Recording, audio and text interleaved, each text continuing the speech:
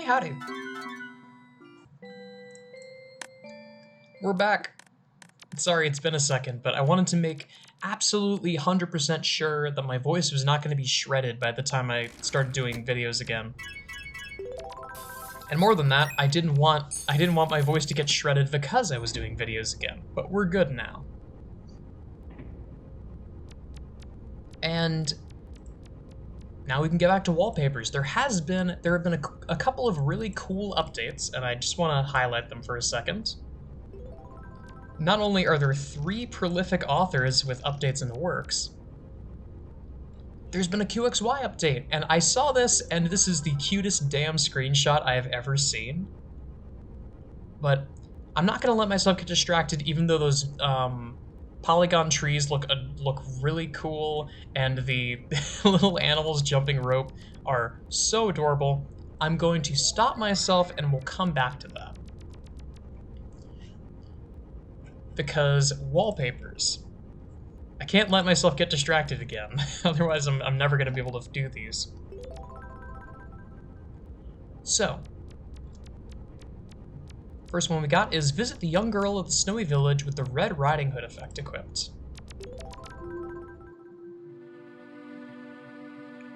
And where is it?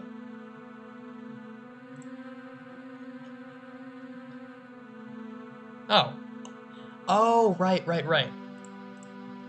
I forgot, because there's 2 books on that shelf. I completely forgot about that. And while I'm here, I mean, I kind of have to. I just have to see this. And it's a pair this time, yes.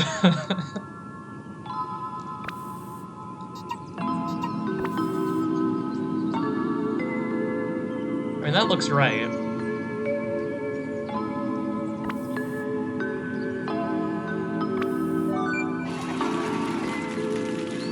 Okay. I don't know what pears you're eating that are green on the inside and the outside. But before I do this, I did notice, there's more over here. There's also a cute little girl there. I'm very curious.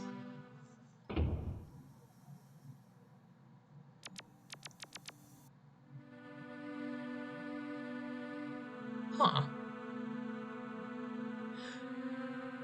Oh, wait. This is Eyeball Archives, isn't it? Glasses, that one. Yeah, that's 100% Eyeball Archives. Cool. I don't know Japanese. I don't know what this says.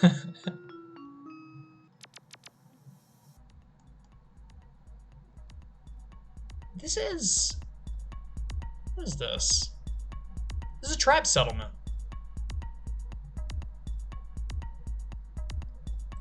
Oh, that one down there, that's Teru Teru plus Rainbow. Okay. Really, really cute. And I think I remember hearing about this. Let me just, like, turn on private mode for a second. Hello?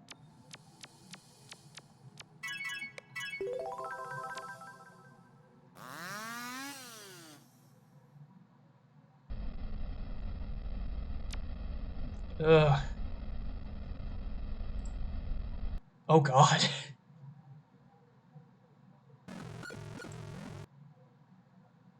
Hello there.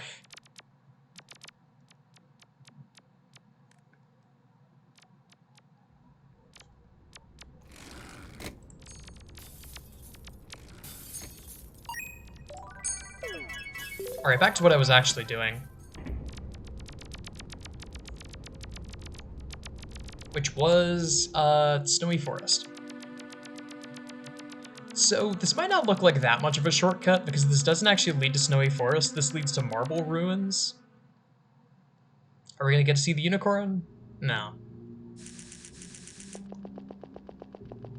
But Marble Ruins does connect up with Snowy Forest if I take the right path.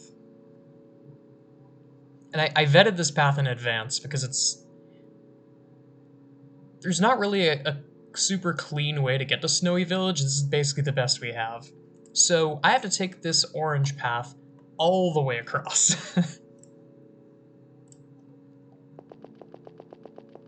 So I guess I just take this path and follow it. So I'm going to be exhausted by the end of next week, I gotta say. Because, wait, where am I? Oh, I'm looking at the statue room. Where I am...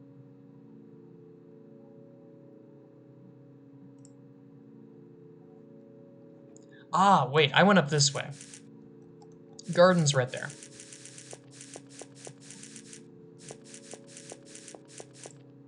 And then down here leads to the statue room, and then I just follow the path from the statue room. Okay.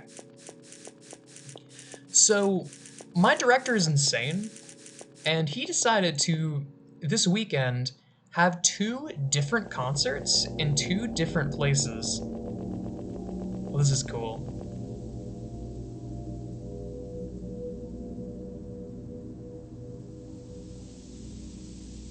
That is a real, that statue is awesome. To have 2 different concerts, one on Saturday, one on Sunday. I didn't think we were like a traveling theater group, but I guess we are, doing 2 concerts in a row. There we are. Now I just follow the path. And with a little bit of luck, I should be able to... I went the wrong way again. With a little bit of luck... No, this is right. With a little bit of luck, I should be able to travel back to Snowy Forest.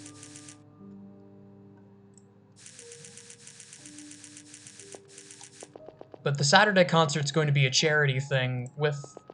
I don't think our repertoire is going to be particularly large. But supposedly the one on Sunday is going to have all of the music we've done all year. Which is terrifying, because that's a lot of music. Including, we had a song last semester, I don't know if I ever mentioned it. We had a song called Magnificat by Antonio Vivaldi. And I am fully aware that Vivaldi was extremely, extremely talented when it came to strings. And for those who don't know, he also has a little bit of notoriety when it comes to choral music. He was known as the Red Priest because earlier in his career, he taught at an all-girls school. And this was back in the day when choirs were primarily made up of boys, which is a very weird thing now because... No. I support co-ed choirs. We need more bass parts. We need more tenor parts.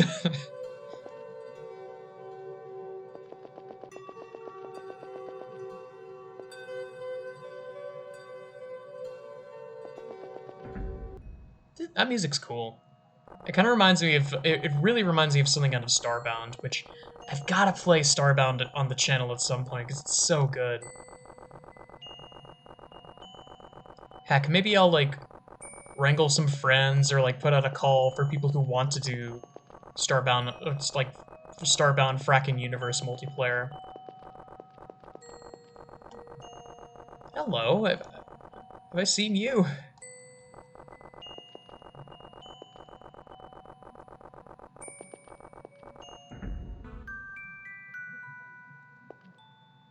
Okay, so with this girl, I need you to equip the Red Riding Hood effect.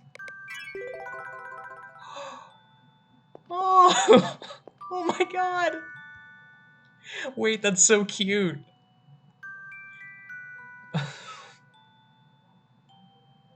That's so cute! What the hell? God, that's adorable. Warms my heart. Okay. Next up is use the lantern in Water Lantern World, triggering the area's background music. This is a lot easier than it looks because all I need to do is go to Shield Owl World. Why is everyone else also going to Shield Owl World? Where are they going?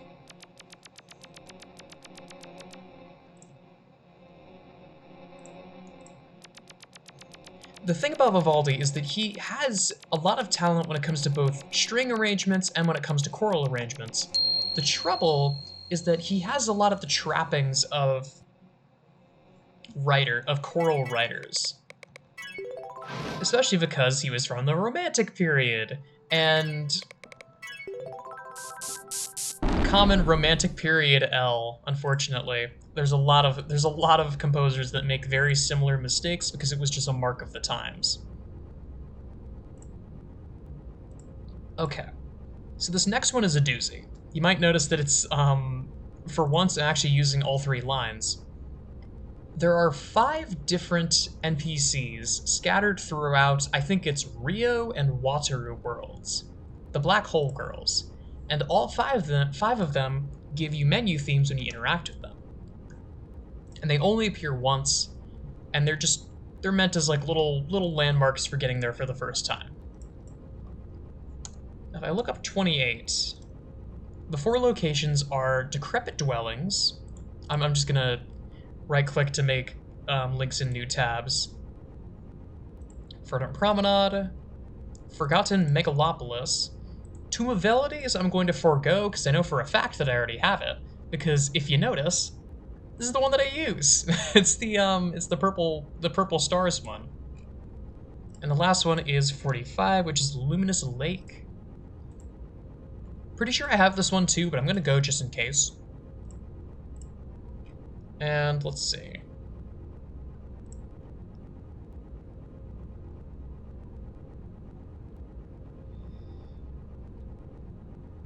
Okay. So I think the best way to do this is to go the long way through Decrepit Dwellings into Verdant Promenade from Chainlink Lees.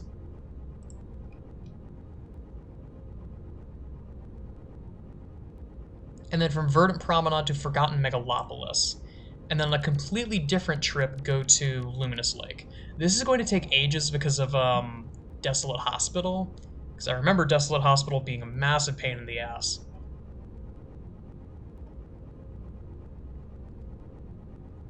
Oh, and the connection to Memory Garden's one way. That's sad. Because I know that I think it's a library book that connects up with Memory Garden, so on a better day I could have just gone there. Okay.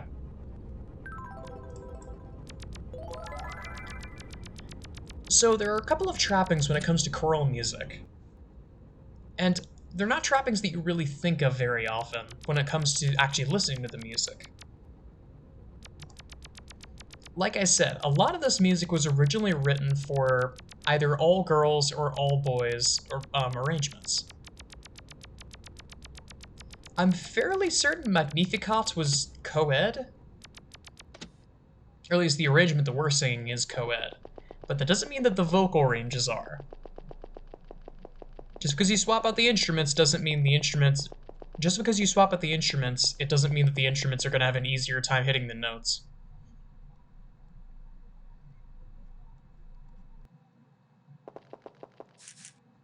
So there are some damn high notes that I have to sing, and I have to sing them loud. For what it's worth, it doesn't fall into the most common trapping, which is this is a song that's clearly written for 4 parts, but it's just the soprano part, the soprano part, the tenor part, and then 2 other voice parts. No, all 4 parts get their time in the song. Besides maybe the bass part, but what are you gonna do?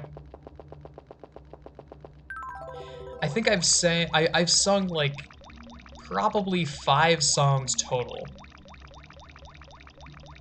that have bass parts, the bass part as the melody. Now, granted, they're all bangers, but they're rare.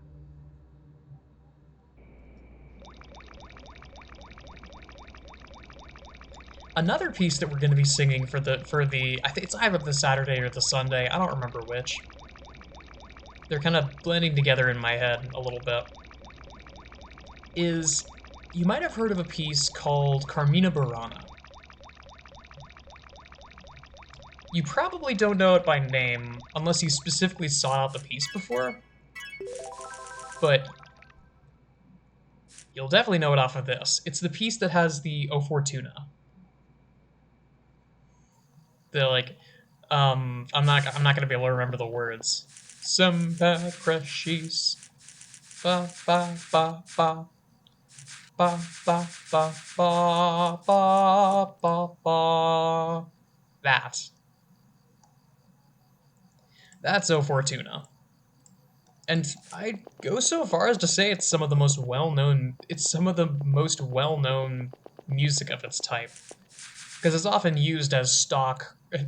There are a couple of pieces, I mean, I was just talking about Vivaldi. This happens to Vivaldi's music a lot. There's a lot of pieces that people know because they're used as stock music. And that is very, very common for O Fortuna. O Fortuna and Ave Maria are super, super common for that.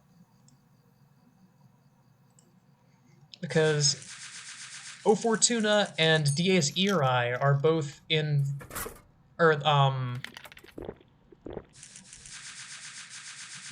not Dies Irae, what is the full piece called? I think the full piece is called Lacrimosa, but I don't remember for certain.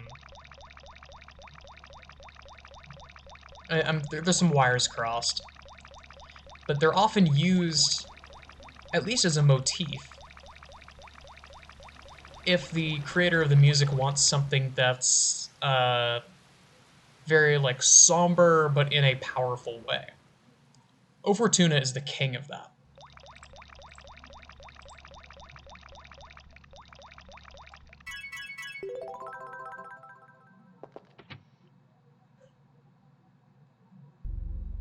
Okay, Vintage Town, and then from Vintage Town I have to go to... I kind of just have to go straight and then pick a door, and then pick a door, and then pick a door.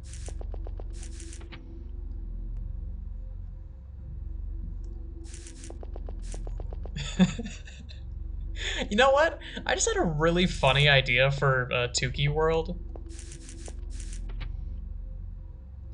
Imagine a Tukey world that simulates the Monty Hall problem. So, it's a teleport maze, right? But the teleport is picked randomly between one of 3 doors. You pick a door, and then before you go through the door,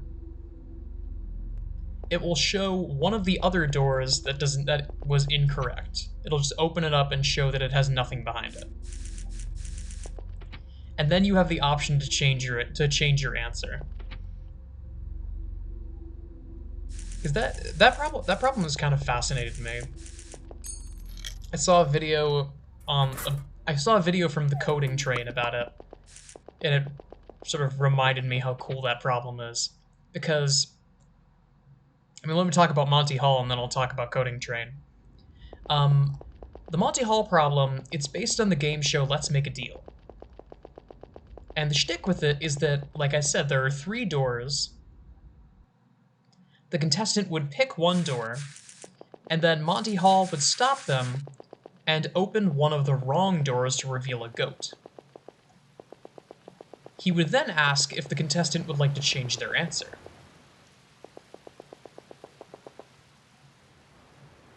And the contestant would be able to change their answer or not, and then they would reveal... Hello? Who the hell are you? I don't remember you being here last time. Are you special? What?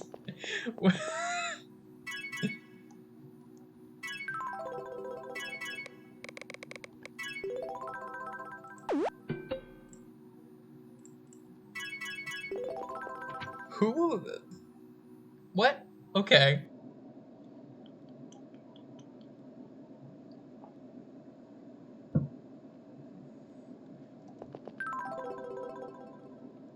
The crux of the problem isn't really the action itself, it's the probability.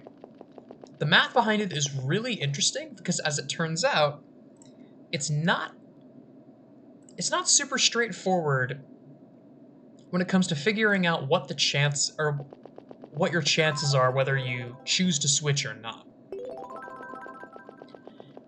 Because you would think that the chance would be 50-50. Because after you've made your initial selection,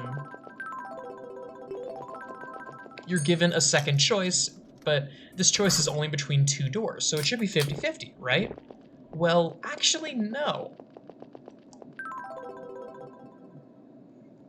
Because if you factor in the prior knowledge, the chance is actually 2 out of 3 that if you switch, 2 out of 3 versus 1 out of 3. If you switch, you have a 2 in 3 chance of picking the right door. If you stay with your original guess, you have a 1 in 3 chance. Now, this doesn't make any sense at face value. And it's one of the most common examples of what's called Bayes' rule, which is a super famous, very, very difficult to understand bit of probability. Okay, where am I? Am I green? Am I green?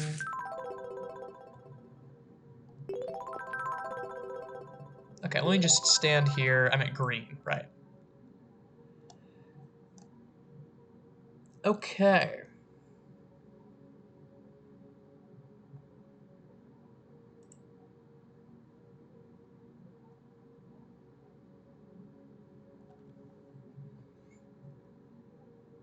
It looks like I somehow get from green to... Where's blue? Blue connects up with purple, I think. Oh, wait, I see it now. So I come down from green, I go over to the side, I eventually get led over to beyond those two towers, where the vending machine and the swing set are. And then I go up, activate the stone to swap the scene, go down to the right. Okay, I see.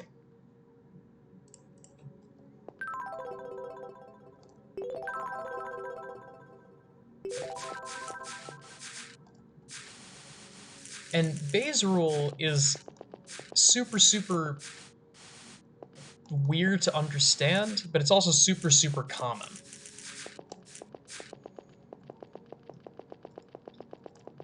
And, I mean, I would recommend looking up the 3 blue 1 brown video about Bayes' rule. He explains it way better than I ever could.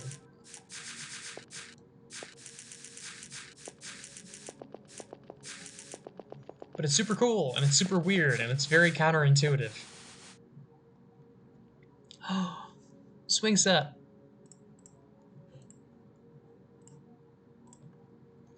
But,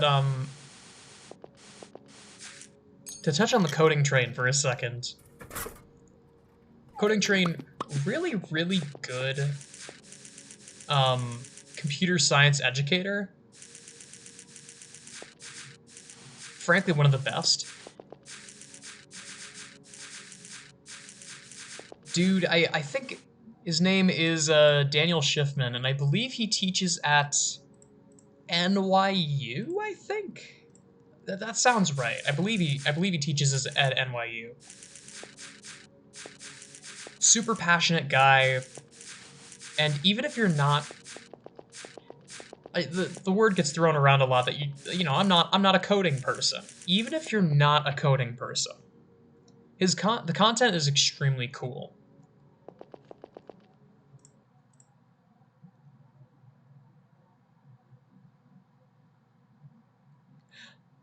Oh, did I go the right way? This is blue. Oh, that's the blue door. Okay. So I just need to follow the secret path.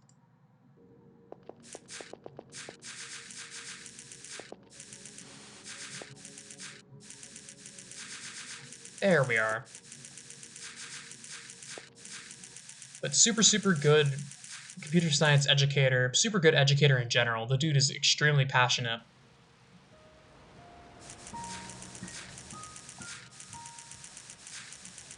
Oh, I like the music.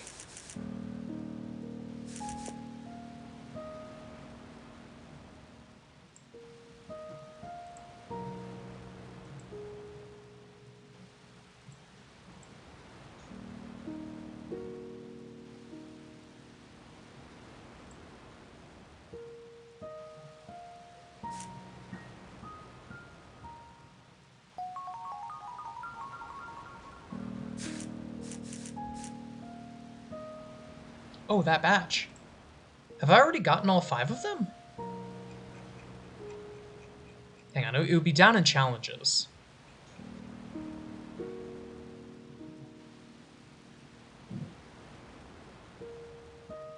Yeah, shit.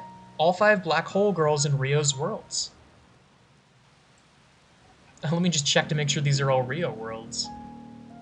Rio, Rio, Rio, Rio. Yeah, and Tomb of Abilities.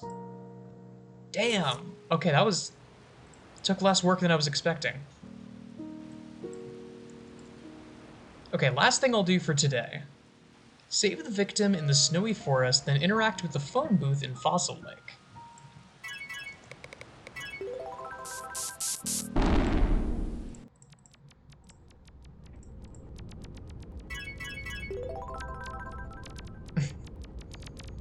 Because part of it is also... I am always an advocate for going out of your way to learn things that... Oh, it seems I have a follower. Hello.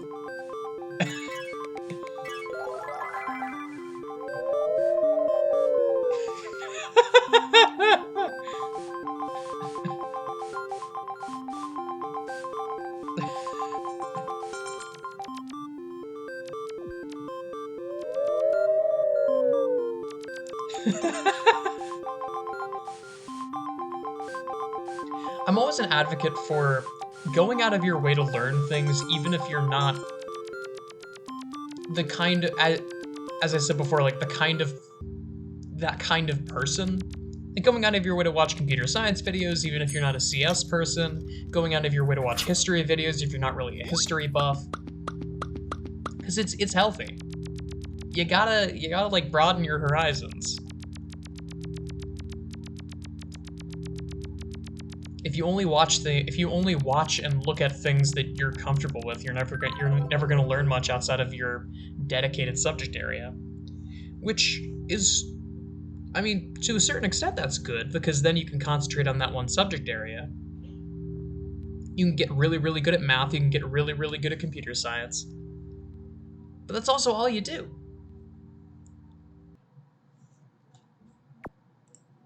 Wouldn't you rather have a bit of fun with it? Okay, so there you are. I remember this, so I need to keep child equipped to pause the internal timer here.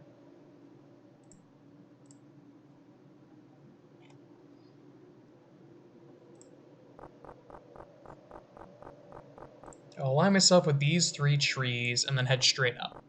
And I should find a dude.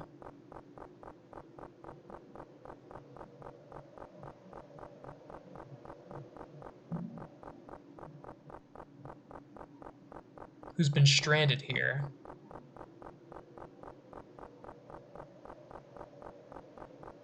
Hello. How are you? I believe is it telephone? How do I do this? If the player uses their chainsaw on them, the animation that follows will be much more gruesome than usual. Okay, so telephone is correct.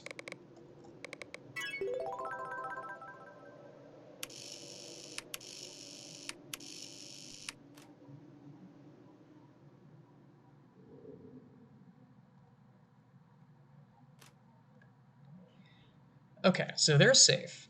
Now I need to go straight down until I find the entrance to Techno Condo, and I just need to follow this path until I get to Fossil Lake. This is what actually why I wasn't super chuffed about losing the shortcut to... Wait, where am I? Oh, it's this. I don't think I ever went this far over before.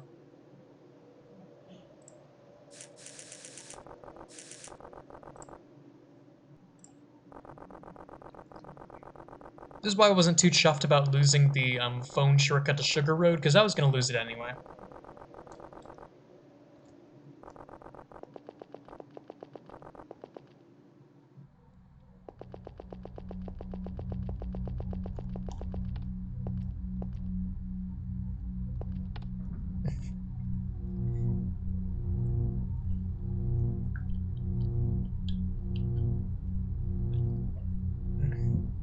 Make sure that I drink some water before I do this next bit, because I was talking about 0 Fortuna before,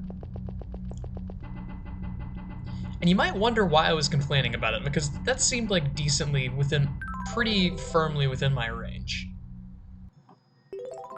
Bum bum bum bum bum bum bum bum bum bum bum bum bum bum bum. So at first glance, it doesn't seem like it's that bad, right? It's just transposed up by. Also, I know we hit 30 minutes, but I'm just gonna keep going until the end of this, and then I'll call it. It's just like a little, like a note or so above where my usual speaking voice is. The trouble is that halfway through that movement, it goes up by a whole octave. So instead of bum bum bum bum, it becomes bum bum bum bum bum.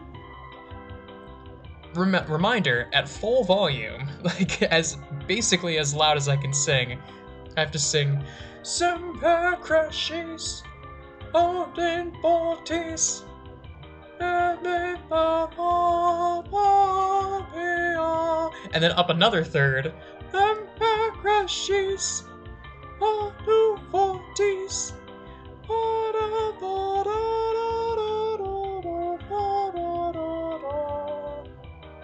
It's really high, and I was kind of like holding back my voice there because I don't want to blast out y'all's eardrums, but that song is going to be a voice destroyer. Something else I should mention about concerts that makes those kind of songs a lot sketchier is there's a sort of concept. It's not really a official term for this. This is sort of just something I've learned over time. The idea of like vocal durability. As the concert goes on, your voice gets tired naturally. It's not like band, where throughout the whole concert, no matter what, you have the same range. Now you're definitely going to get tired, and your execution might get a little sloppier. The volume might not be able to reach quite the heights that you reached at the start, but it doesn't really impact the pitch all that much. What about the music? Wait. Hang on.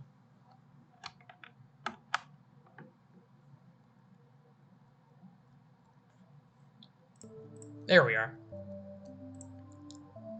I just unplugged my headphones for a second. I didn't know that was what was causing it. But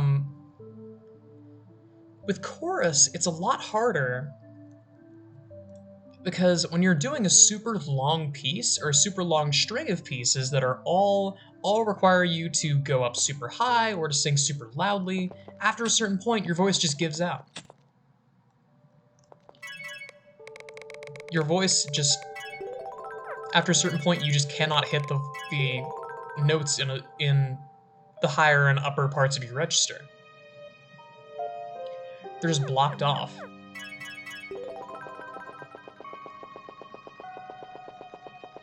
It's a sensation almost like losing your voice, but not nearly as strong.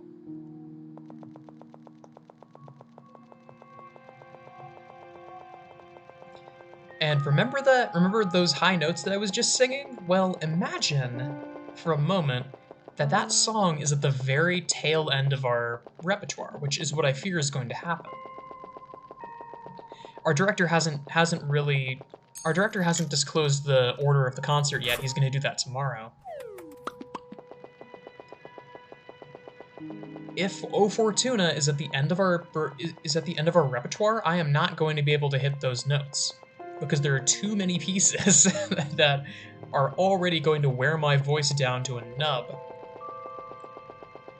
By the time I get that far, it's basically going to be too late, as weird as that sounds.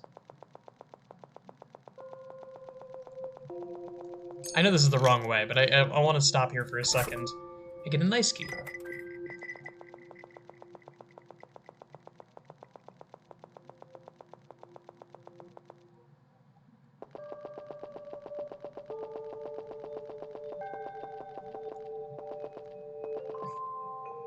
The thing that's a little more humorous though is the fact that I've firmly, I've just admitted it at this point. I am a tenor. I tried for so long to convince myself that that I had a lower register than that, and it wasn't even like, it wasn't so, like, for some sense of masculinity. I just didn't like singing high.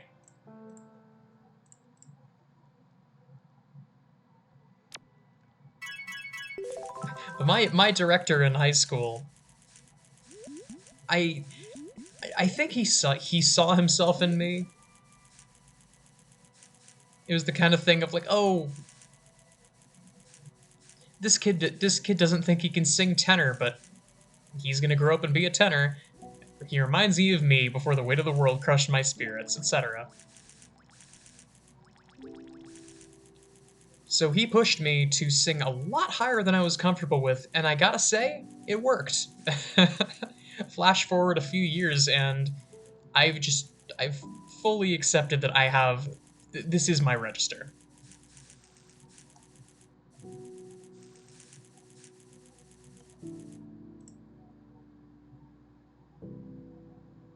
Am I going crazy?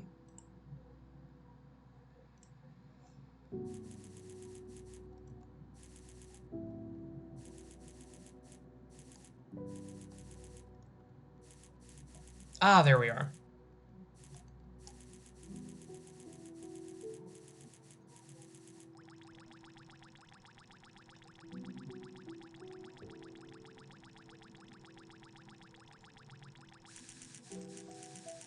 Also, part of the reason why I waited, part of the reason why I waited this long is because later today, I am finally going to pull the trigger and play Bejeweled Stars, because I owe it to myself to do all of these games, and I promised that I would. The promise is the real thing.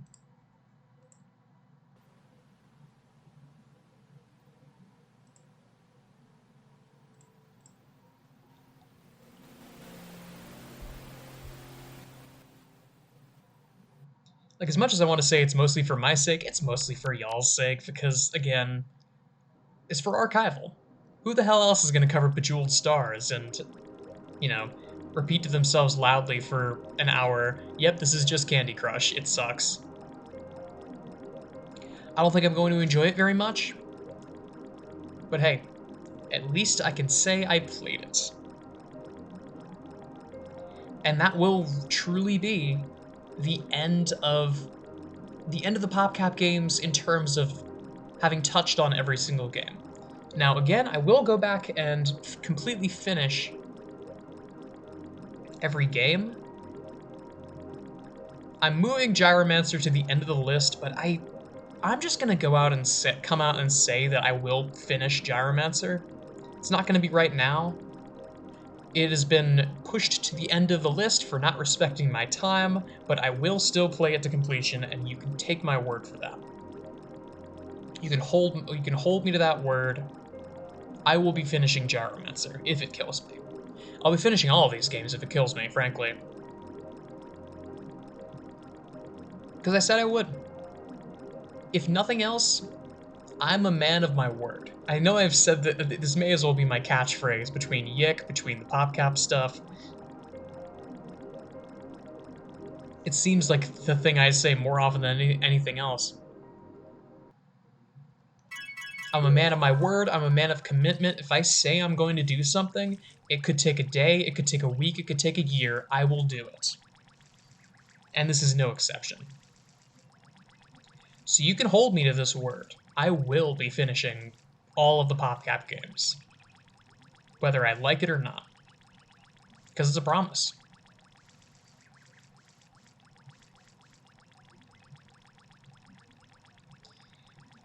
I'm not going to say they'll all be streams, but I think a part of the issue is that I'm not going to have as much freedom with my stream schedule as I did these last few weeks.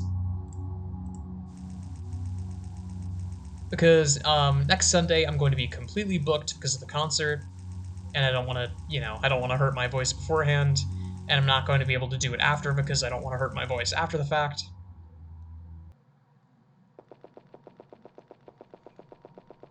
And then the following week is spring break, so I'm going to be away for basically all of spring break. Maybe I publish one cheeky video, but the chance is looking kind of slim because I have actual things that I have planned. Hello.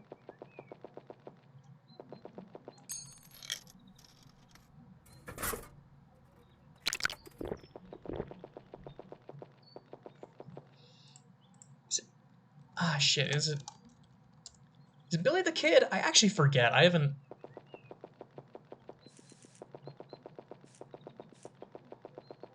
Oh shit, I was right. Let's go. I knew it all along. That wasn't just a random guess.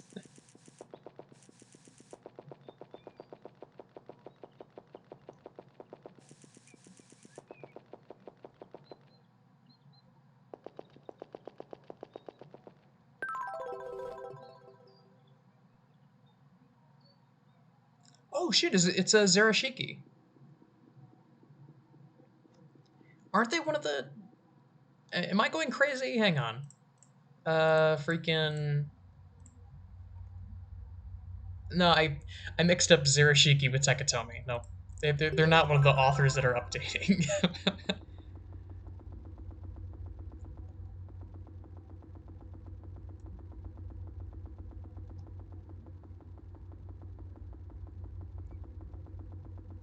Hmm.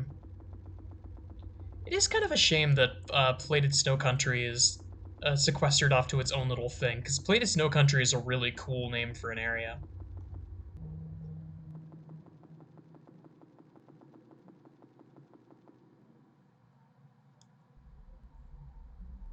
Okay, so the way that I complete this path is I need to find the phone booth.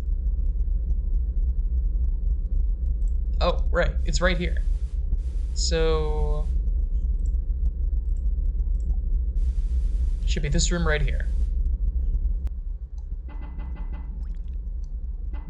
Oh, is there...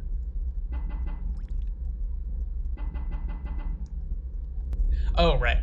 That is where I came from. It's up here. Right?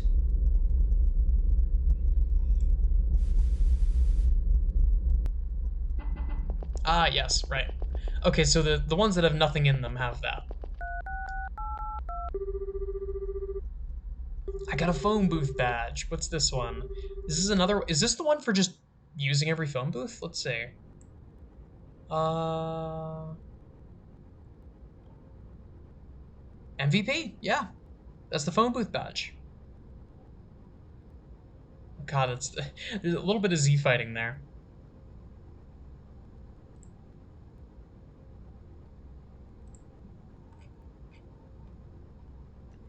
Last thing that I'll do before I leave.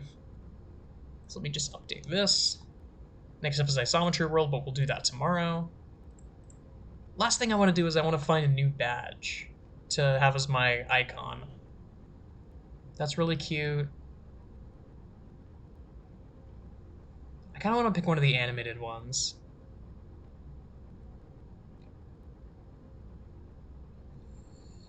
The butterfly is cute.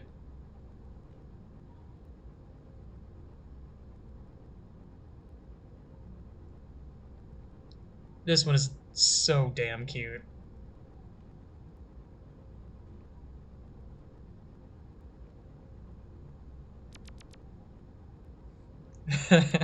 I'm very tempted to do Jumbo.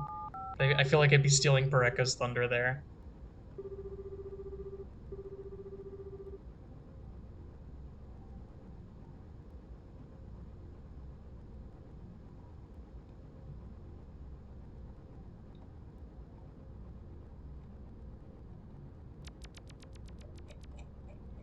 You know what? I'll pick this one. This one's super cute.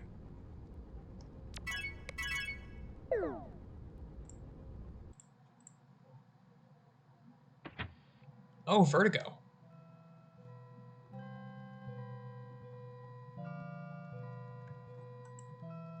Man, I haven't gotten this event in a while. It's the short one, at least. And before I go, let me just check. Data, game record. 88. Wait, is that 88? 88% PC wallpapers. We're getting there. We'll be at 95% before we know it. But that's all I got for now. Thanks so much for watching, y'all.